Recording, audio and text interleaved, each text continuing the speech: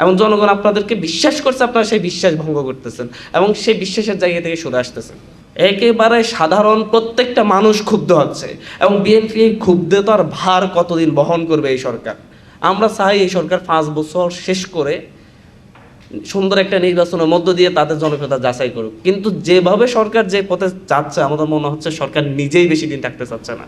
Supreme court সচিবালয় সব কিছুই মূলত হচ্ছে বিএনপি যখন ক্ষমতার বাইরে ছিল এই সব কিছু তখন দেখতাম যে বিএনপিই চাচ্ছে, ওনারাই চাচ্ছিলেন। আমাদের কাছে মনে হচ্ছে আমাদের কথা তো ওনারাই বলে ফেলতেছেন। 31 দফা দিয়ে এরপর হচ্ছে বিভিন্ন ভাষণে সব পরিবর্তন করে ফেলবে, কিন্তু ক্ষমতায় যাওয়ার পর চেহারাটা পাল্টে গেল। তখন মূলত বিএনপি যেভাবে মোটামুটি প্রপোজাল দিয়েছিল সেই রকমভাবে মোটামুটি পুলিশ কমিশনটার ব্যাপারে সুপারিশ করা হয়েছিল এবং সেভাবেই পুলিশ কমিশন গঠন করা হয়েছিল। আমরা সেখানে বিরোধিতা করছিলাম, বলছিলাম যে পুলিশ কমিশন এইভাবে না হয়ে এইভাবে হলে আরও শক্তিশালী হতো, কিন্তু সেটাও আমাদের বর্তমান সরকারি দলের কাছে আলটিমেট মেজরিটি পাওয়ার পরে আর পছন্দ হচ্ছে না। তার আগ পর্যন্ত পছন্দ ছিল এবং সেই পুলিশ কমিশন বাতিল করে দিল।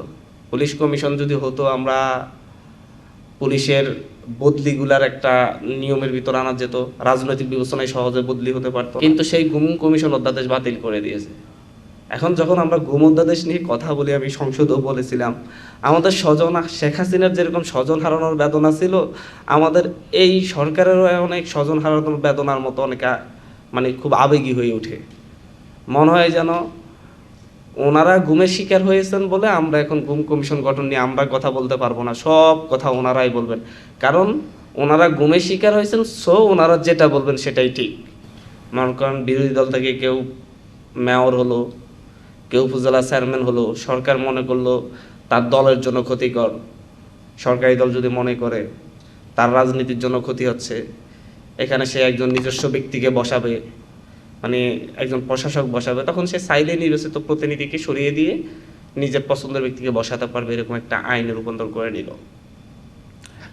কিন্তু সরকার যেই সংস্কারগুলো, যে অধ্যাদেশগুলো অন্তর্বর্তীকালীন সরকারের আমলে যে অধ্যাদেশগুলো দেওয়া হয়েছে, সেই অধ্যাদেশগুলো যেগুলা সরকারকে জবাবদিহিতার আওতায় আনতো, সেই অধ্যাদেশগুলোকে সরকার বাতিল করে দিয়েছে, ল্যাপস করে দিয়েছে।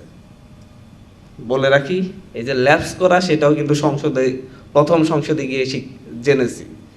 তা আমি একেবারে এই কথাটাই বলতেছি, মাটির মানুষ, মাটি থেকে উঠে এসে আমাদের যে উপলব্ধি, আমরা পুলিশি রাষ্ট্র, আমি সেই যখন আমার বয়স 10-11 বছর 12 বছর, তখন থেকে বিএনপি নেতাদের মুখে পুলিশি রাষ্ট্র, পুলিশি রাষ্ট্র, পুলিশি রাষ্ট্র এই শব্দটা শুনতে শুনতে শুনতে শুনতে 2024 পর্যন্ত পার করেছি। এমনকি 2025-26-এও আমি নির্বাচনের আগ পর্যন্ত পুলিশি রাষ্ট্র শব্দটা শুনেছি বিএনপি নেতাদের মুখ থেকে, একেবারে সেটা বিএনপি শীর্ষ পর্যায়ের নেতাদের মুখ থেকে। কিন্তু সেই পুলিশকে জবাবদিহিতার আওতায় আনার জন্যে যারা বিভিন্ন ধরনের দুর্নীতিতে জড়িত, বিভিন্নভাবে সরকারি দলের লাঠিয়াল হিসেবে ব্যবহৃত হচ্ছে, যাদের সাথে জনগণের একটা বৈরিতা তৈরি হয়ে গিয়েছে, যারা জনগণের সেবক, জনগণকে সাপোর্ট দেওয়ার কথা, জনগণকে নিরাপত্তা দেওয়ার কথা, সেই জায়গায় সাধারণ জনগণের সাথে বৈরিতা তৈরি হয়েছে, তাদেরকে জনগণের সেবক হিসেবে নতুন করে জনগণের সেবা দেওয়ার জন্য উৎসাহ দিবে এইরকম কিছু আইন করার জন্যে, এবং হচ্ছে তাদেরকে জবাবদিহিতায় আনার জন্যে পুলিশ কমিশন করা হয়েছিল। সেই পুলিশ কমিশন নিয়েই কিন্তু হচ্ছে আমাদের এই সংস্কার কমিটি যারা ছিল, যারা হচ্ছে ঐক্যমত কমিশন অংশগ্রহণ করেছিল, তাদের কিছু কিছু জায়গায় দ্বিমত ছিল যে পুলিশ কমিশন কিভাবে গঠিত হবে, মেম্বাররা কিভাবে সিলেক্টেড হবে। সেই জায়গায়ও তখন মূলত বিএনপি যেভাবে মোটামুটি প্রপোজাল দিয়েছিল সেই রকমভাবে মোটামুটি পুলিশ কমিশনটার ব্যাপারে সুপারিশ করা হয়েছিল এবং সেভাবেই পুলিশ কমিশন গঠন করা হয়েছিল। আমরা সেখানে বিরোধিতা করছিলাম, বলছিলাম যে পুলিশ কমিশন এইভাবে না হয়ে এইভাবে হলে আরও শক্তিশালী হতো, কিন্তু সেটাও আমাদের বর্তমান সরকারি দলের কাছে আলটিমেট মেজরিটি পাওয়ার পরে আর পছন্দ হচ্ছে না। তার আগ পর্যন্ত পছন্দ ছিল এবং সেই পুলিশ কমিশন বাতিল করে দিল। পুলিশ কমিশন যদি হতো আমরা পুলিশের বদলিগুলার একটা নিয়মের ভিতর আনা যেত, রাজনৈতিক বিবেচনায় সহজে বদলি হতে পারতো না, এবং পুলিশের প্রধান আইজিপি নিয়োগের ক্ষেত্রেও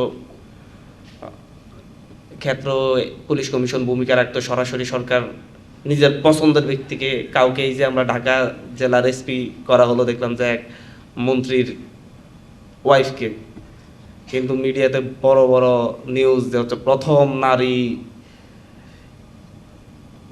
এসপি হলেন, নোয়াখালী জেলার প্রথম নারী এসপি হলেন, কিন্তু আসলে যে উনি যে কার ওয়াইফ, একজন প্রতিমন্ত্রীর কি মন্ত্রীর ওয়াইফ, উনি সরাসরি ওনাকে ঢাকা জেলা এসপি হলেন।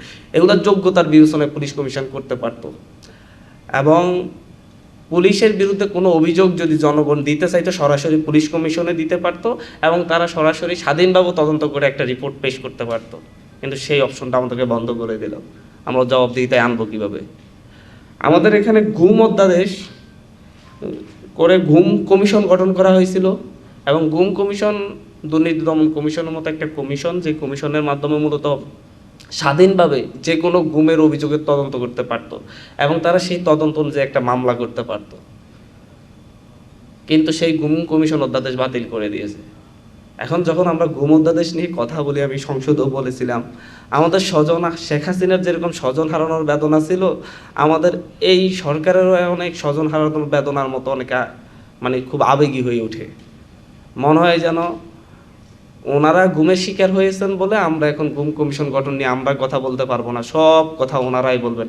কারণ ওনারা গুমের শিকার হয়েছেন, সো ওনারা যেটা বলবেন সেটাই ঠিক। এবং গুম কমিশনের যে আইন, সেই আইনের মাধ্যমে যে কোনো গুমের তদন্ত হতো, কিন্তু সরকারে কিছু গুম কমিশনকে একটা প্রথমে হচ্ছে এটাকে সংশোধন করবে বলছে, বিলে সংশোধিত বিল আনবে।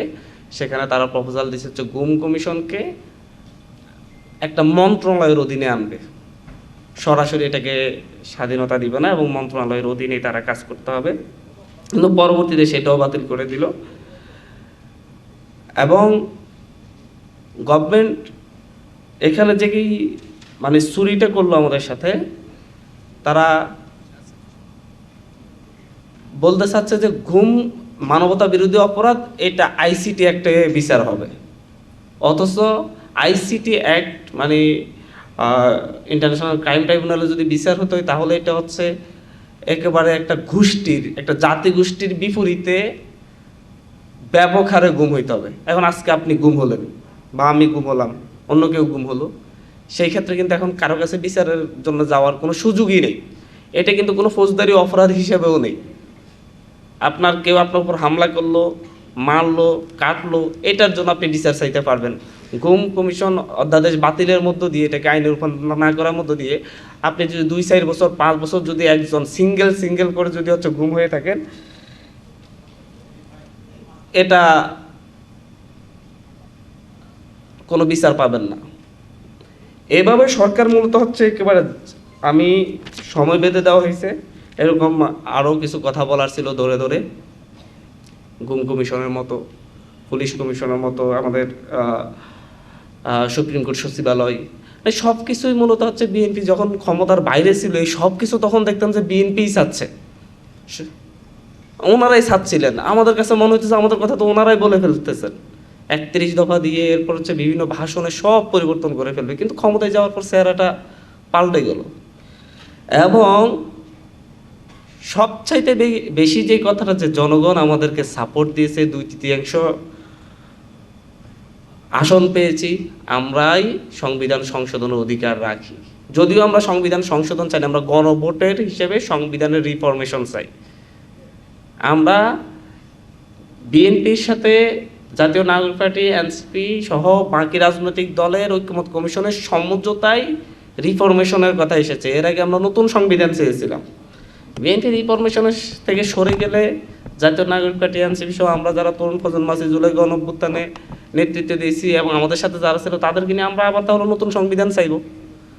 যেহেতু বিএনপি তার ঐক্যমতের জায়গা থেকে সরে আসছে, আমাদেরও সেই আমাদের পূর্ণ জায়গায় ফেরত যেতে হবে। তো বিএনপি যখন এই কথাটা বলে যে হচ্ছে জনগণ আমাদেরকে সাপোর্ট দিয়েছে, এত পার্সেন্ট 51% আমরা সাপোর্ট পেয়েছি, সুতরাং আমরা যেভাবে চাইবো সেভাবে হবে, এবং আমরাই এই অধিকারটা রাখি।